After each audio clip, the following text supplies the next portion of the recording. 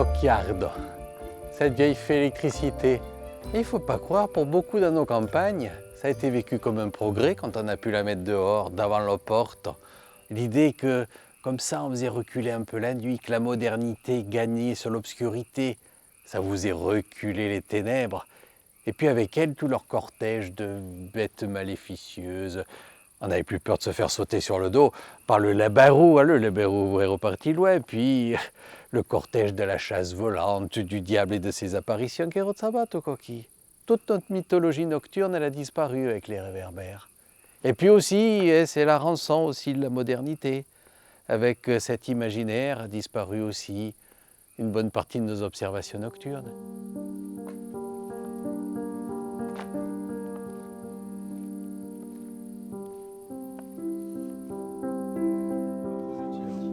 Celui-ci n'est pas forcément utile. On garde celui-là et celui-ci. Voilà, c'est nécessaire. Oui. Donc on garde les deux là Oui. et on enlève celui-là. Le parc naturel régional accompagne des communes en vue de réduire la pollution lumineuse et de favoriser la biodiversité nocturne. Et la plus-value aussi du projet Ma commune la nuit, c'est le volet concertation, puisque chaque commune invite ses habitants à participer à une concertation en vue de produire un programme nuit pour la commune, c'est-à-dire des actions qui favorisent la biodiversité nocturne dans la commune. Donc ce soir, on s'est donné rendez-vous à Marval. L'idée, c'était de déambuler dans le bourg de Marval avec les habitants et certains élus pour parler de l'éclairage public et en fait mieux comprendre, il y a des lampadaires, ils sont allumés, mais ils servent à qui ? Parce que pourquoi rajouter un lampadaire qui resterait en permanence? Surtout si près. Qui resterait Oui, parce qu'au final, sur il va certaines éclairer pendant périodes. longtemps, alors que les gens, ils rentrent chez eux une fois par jour. Donc en fait, quand on regarde la question de l'éclairage, que ce soit de l'éclairage public ou privé, on pense ça nous éclaire, mais on ne pense pas souvent que ça éclaire aussi le ciel et que donc ça crée une pollution lumineuse.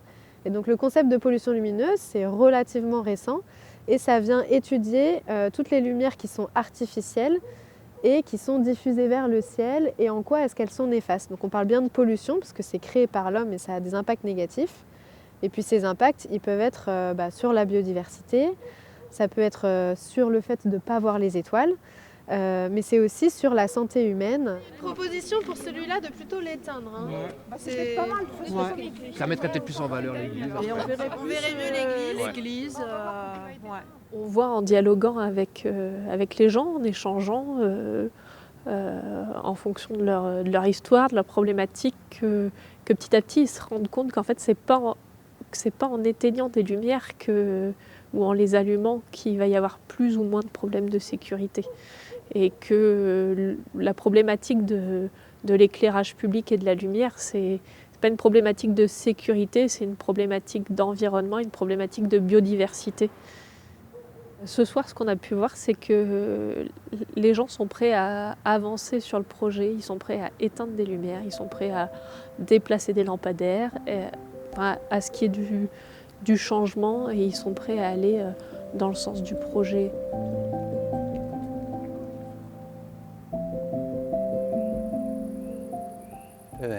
Les ai reçus. Elle est là-haut qui virevolte. Le pissoretto, la chauve-souris.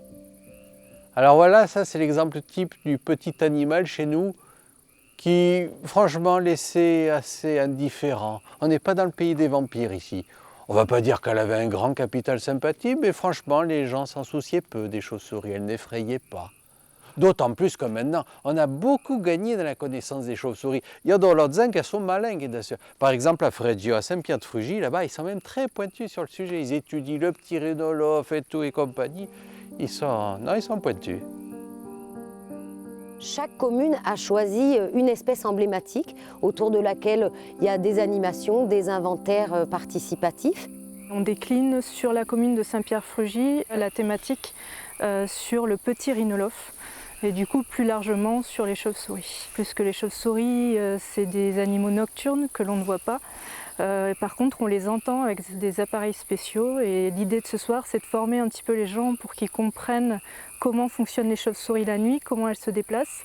Et puis du coup, de nuit, aller avec des appareils, des détecteurs d'ultrasons, écouter les chauves-souris ensemble.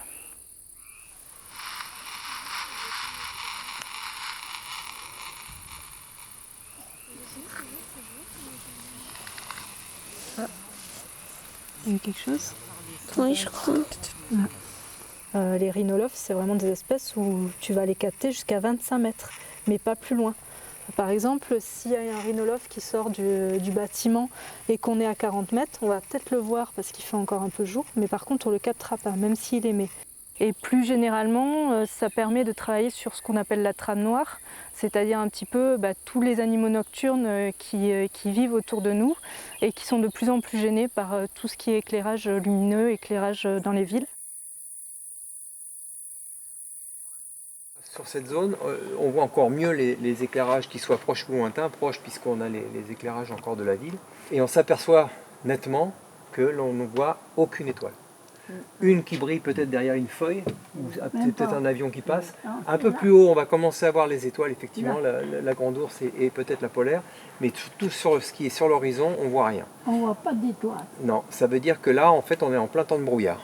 Non ? Non, il fait beau, alors c'est dommage. Voilà. Et sachant qu'on ne peut pas considérer qu'on a éclairé inconsidérément. Non. En allant dans le secteur qui est plus éclairé, on s'aperçoit que le ciel déjà, simplement, même qu'il y a encore des lumières derrière nous, il a beaucoup plus d'étoiles. Oui. C'est Saturne et Jupiter se lèvent un tout petit peu plus tard. Donc c'est Cassiopée, vous voyez le W là, non? C'est vraiment beau. De plus en plus d'étoiles en fait. Ouais, c'est ça, ça apparaît au fur et à mesure. Plus on regarde et plus on en voit. Oui, mais parce que l'œil s'habitue de plus en plus. Et tout à l'heure, la Voie lactée, on pourra presque l'impression de ce qui est dessus.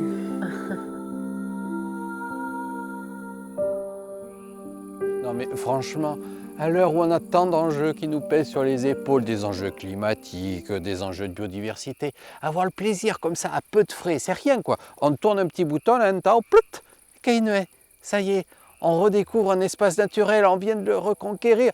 Enfin, c'est un luxe dont on aurait tort de se priver, franchement. Et puis le plaisir de tourner des cubrils ou lunous, de revoir nos lunous là-haut, au-dessus de nos nez, là, levés, et puis d'en trouver des nouveaux, parce qu'à chaque fois, il y en a des nouveaux. C'est forcé. Dès qu'on n'avait pas vu, t'es que là, que qui.